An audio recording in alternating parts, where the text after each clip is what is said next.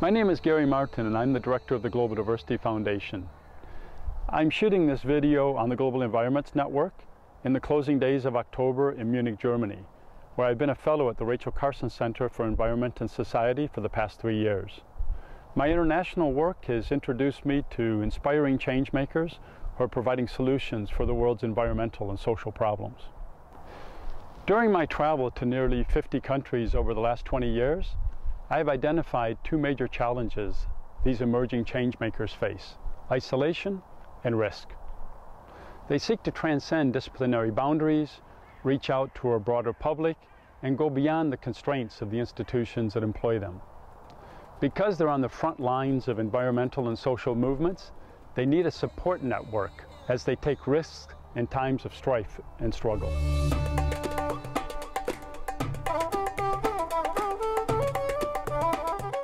The Global Environments Network embodies the change I want to make, a strategy to diminish this isolation through transformative peer-to-peer learning and sustained interactions, both virtual and face-to-face. The network is grounded in the Global Environment Summer Academy, which we refer to as GESA. Over the past 2 summers, 40 emerging changemakers from 28 countries have gathered in Munich for the Academy. Let me profile just a few of these amazing people. Ayşen Eren, a Turkish industrial engineer turned environmental advocate and citizen journalist, reaches a large audience by hosting environmental games and reporting in national and online newspapers. Kit Williams, an Australian filmmaker, works with the United Nations University to help Indigenous peoples bring their environmental concerns to policy venues, international film festivals, and computer screens around the world. Nameka Ikegwono, an Ashoka Fellow and Rolex Young Laureate, broadcast radio programs that help millions of small farmers in Nigeria cope with the impact of climate change. These dynamic young changemakers are drawing on their education and field experiences to develop practical actions that improve local livelihoods, resolve conflicts, and restore environments. Their efforts are addressing tomorrow's challenges while immediately benefiting specific communities, countries, and potentially the world as a whole. I loved it. I loved it just looking at the list of people who are coming. I had never seen such a diverse group. I had never seen a group of 19 people in which only 3 come from the first world.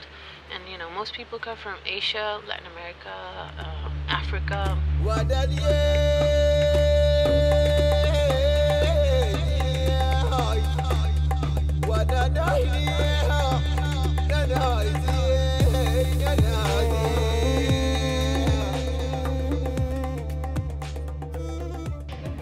You know, I always think of the privilege that I have to have these kind of opportunities, and particularly since being in grad school and getting a job at Berkeley, that these are incredible opportunities, because one of the things that I know can sometimes be what we struggle around, that sometimes doing this work is hard, meaning we come up against obstacles, we don't get funding.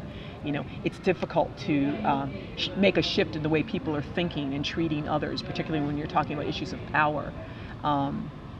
And that what a privilege it is to have this opportunity to get supported, to have space to air what your challenges are, to be reminded that you're not alone in doing the work, and to make new friends. So life is good.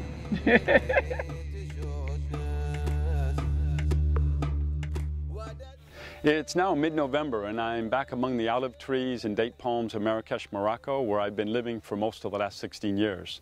It's from here that I'm going to embark on the quest to establish the Global Environments Network, reaching out to thousands of emerging environmental leaders in over 100 countries.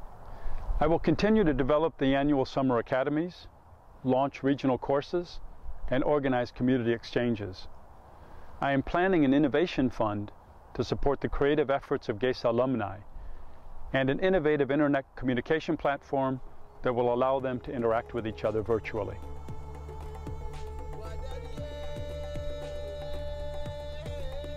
I plan to dedicate an initial year in 2013 to develop the network with colleagues from around the world. Within a few years, I hope the legacy of the Global Environments Network is assured and it'll become a self-sustaining process.